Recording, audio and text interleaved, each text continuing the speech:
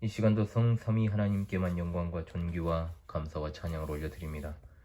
오늘도 여전히 우리와 함께해 주심으로 변함없이 이 시간을 경건의 시간으로 하루를 마무리하며 하나님과 교제를 나누는 시간으로 우리를 불러주시니 감사합니다. 하나님의 보존하시는 은혜와 사랑을 날마다 깊이 생각하오며 오늘도 변함없이 하나님만을 바라며 살기 원합니다.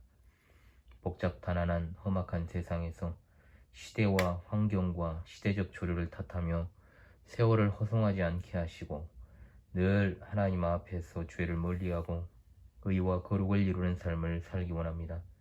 오직 하나님을 영화롭게 하고 영원토록 하나님을 즐거워하며 사는 것이 우리 인생의 유일하며 제일 되는 목적이 되기 원합니다. 이 시간도 변함없이 그리스도의 보혈의 공로를 의지하며 하나님께 나아가기를 원하오니 우리를 긍휼히 여겨주시고 성령의 인도하심을 따라 성령 충만한 시간 되게 하여 주옵소서.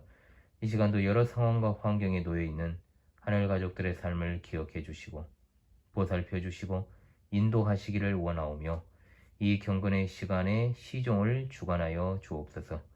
성령께서 이 시간 우리의 입술과 마음을 조명하여 주셔서 전하는 자와 듣는 자가 아울러 은혜 받게 하옵소서. 우리 주 예수 그리스도의 이름으로 기도합니다. 아멘.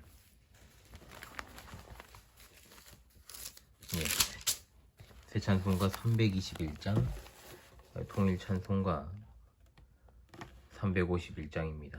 날 태소가신 예수께, 날 태소가신 예수께 내 생명 모두 드리니 늘 진실하게 하소서. 내 구주 예수여, 나 구주 위에 살리라. 내 기쁨 한량 없으리. 내 갈 길 인도하소서. 내 구주 예수여, 날 구원하신 예수를 일평생 의지하오니 날 영접하여 주소서. 내 구주 예수여, 나 구주 위에 살리라. 내 기쁨 한량 없으리. 내 갈 길 인도하소서. 내 구주 예수여, 주 십자가에 달리사 날 자유하게 했으니 내 몸과 마음을 주 위에 다스게 하소서. 나 구주 위에 살리라. 내 기쁨 한량 없으리. 내 갈 길 인도하소서. 내 구주 예수여. 아멘. 아멘. 하나님 말씀 계속 이어서 보겠습니다. 사도행전 19장 1절로 7절입니다. 어느덧 벌써 사도행전 19장이에요.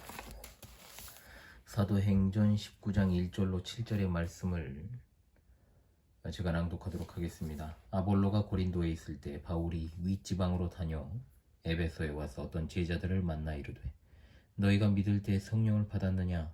이르되 아니라 우리는 성령이 계심도 듣지 못하였노라. 바울이 이르되 그러면 너희가 무슨 세례를 받았느냐? 대답하되 요한의 세례니라.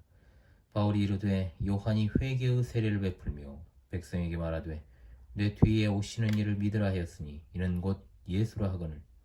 그들이 듣고 주 예수의 이름으로 세례를 받으니 바울이 그들에게 안수함에 성령이 그들에게 임하심으로 방언도 하고 애언도 하니 모두 12사람쯤 되니라.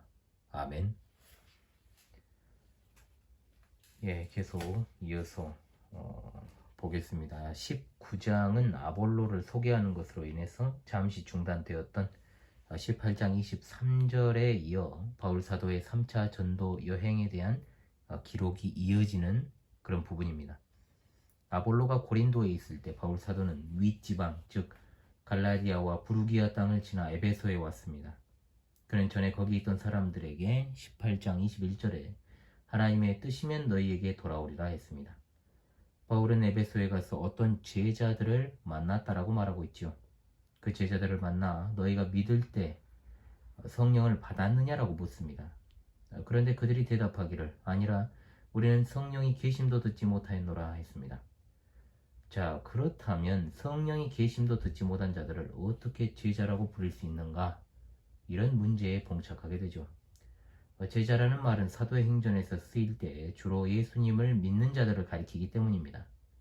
자, 그런데 바울 사도가 그들에게 가르침을 주고 나서 주 예수의 이름으로 세례를 베푸는 것을 볼 수 있는데, 그렇다면 그들이 진짜로 예수님을 믿은 자들인지는 확실하지 않습니다. 그리고 나서 바울이 재차 묻지요. 너희가 무슨 세례를 받았느냐? 그리고 그들이 대답하기를 요한의 세례다. 적어도 이 부분의 기록만 봤을 때 이들이 예수님의 속죄 사역을 정확히 알지 못하던 자들임은 분명해 보입니다. 왜냐하면 요한의 세례를 받았다면 그의 메시지를 받지 않았을 리 없습니다. 세례 요한은 분명히 말하기를 자신은 물로 세례를 베풀지만 예수님께서 오시면 성령과 불로 세례를 베풀 것이라고 말씀하셨기 때문입니다. 자, 그러므로 이들은 요한의 세례조차 제대로 알지 못하던 자들이었던 거죠.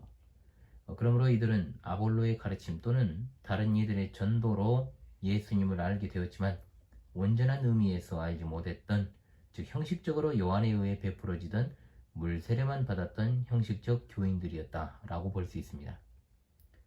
확실히 제자라고 불리긴 했지만 그들은 신앙 지식에 있어 부족한 자들이었습니다. 그들은 요한의 세례, 즉 물 세례만 형식적으로 받았고 주 예수 그리스도 이름을 통한 세례를 받지 못한 자들, 즉 그 의미를 알지 못하고 받은 의식적 세례자에 불과했던 것입니다. 세례는 죄 씻음과 예수 그리스도와 연합이라는 의미를 지닙니다. 이전의 죄를 씻고 그리스도와 연합하여 예수 그리스도의 증인의 삶을 산다는 의지를 공증하고 서약하는 것입니다. 그러나 물 세례 자체가 실질적으로 그리스도와 성도 간의 내적인 연합을 이루게 하는 것은 결코 아닙니다. 성령 세례 또는 불 세례는 중생을 의미하는 것으로 성령의 내주하심의 역사라고 할 수 있습니다.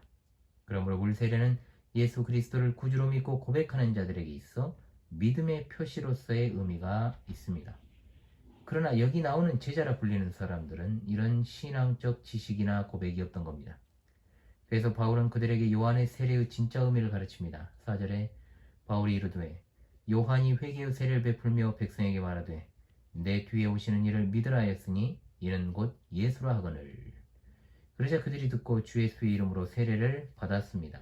그리고 바울이 그들에게 안수하자 성령께서 그들에게 임하셨습니다. 이것은 베드로 사도와 요한 사도가 사마리아 신자들에게 안수하자 성령이 임하신 것과 같은 원리입니다. 오순절이 일어났던 사건과 유사한 일이 일어나고 있습니다. 오순절 사건은 그 당시 거의 모든 유대인 교회 위에 성령님이 공식적으로 강림하신 유일무이한 사건이었으며 성령의 강림하심을 보여주기 위한 가시적 현상들을 동반했습니다. 성령께서 처음으로 이방인 고넬료와 그의 가족에게 임하셨을 때도 이와 유사한 초자연적 사건들이 일어났습니다.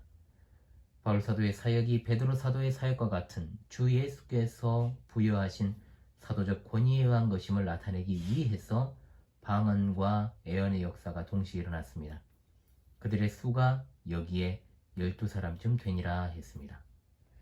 성령을 받는 것, 더 정확하게는 성령 충만함을 받는 것은 성도의 특권과 복입니다. 에베소에 있던 어떤 제자들은 신약시대에 사는 구약적 신자들이었다 볼 수 있죠. 그들이 예수 그리스도에 대해 어느 정도 알고 있었다고 하더라도 그의 이름으로 세례를 받지 않았고 하나님의 약속하신 성령을 받지도 못했습니다. 그러나 성령님은 신약시대에 예수 그리스도를 믿는 모든 신자들에게 약속된 분이시며 그분을 받는 것은 신약 성도의 특권과 복입니다. 성령께서는 우리 가운데 내주하셔서 우리를 거룩하고 의롭고 선한 길로 인도하시며 우리를 위로하시고 격려하십니다. 신약 성도는 어떤 역경 속에서도 낙심하지 않습니다. 또 성령께서는 우리로 인격의 선한 열매를 맺게 하시고 봉사할 수 있는 힘도 주십니다. 그러므로 여기 나오는 성령의 초자연적 은사들은 사도시대의 일시적인 신비한 현상으로 봐야지 이 초자연적 체험 등에 집중하게 되면 본질을 잃어버리게 됩니다. 바울 사도가 이들에게 안수하니까 이들에게 성령이 임했다고 하는 이런 구절을 가지고 마치 지금도 사도적 권위를 가진 목사가 사람들에게 안수하면 어떤 능력이 들어가고 성령을 받게 된다는 식의, 그것은 사이비 목회죠. 그건 종교 사기꾼이라고 할 수 있습니다. 오늘날 우리에게 부족한 것은 초자연적 은사가 아닙니다. 하나님의 뜻과 그의 계명에 순종하는 자세가 부족합니다. 하나님을 사랑하는 삶 자체가 부족합니다. 그런데 자꾸만 신비주의에 집착하는 것은 바른 신앙인의 태도가 아닙니다. 우리는 오로지 성령의 인도하심과 도우심 속에서 죄를 버리고 거룩하고 서로 사랑하는 삶을 이루어 나가야 될 줄로 믿습니다. 기도합니다. 오늘 하루도 우리와 변함없이 동행하여 주신 하나님, 성령의 인도하심 따라서 죄를 버리고 거룩하고 아름다운 삶을 위하여 하루하루 살아가는 우리 되기를 원합니다. 많은 사람들의 사랑이 식어진 시대에 그리스도의 복음을 들고 뜨거운 심장으로 하나님을 섬기고 이웃을 사랑하게 하옵소서. 오늘 하루도 이렇게 마무리합니다. 언제나처럼 이 밤에도 하나님께서 주시는 평안함 가운데 잠자리에 들고 또 일어나고자 하오니 하나님께서 주시는 평안의 안식이 우리 사랑하는 하늘 가족들에게 넘치게 하시고 지친 이들에게는 쉼을, 싸울 힘이 필요한 이에게는 힘과 용기를, 치료와 회복이 필요한 이에게는 위로와 소망 주시기를 원합니다.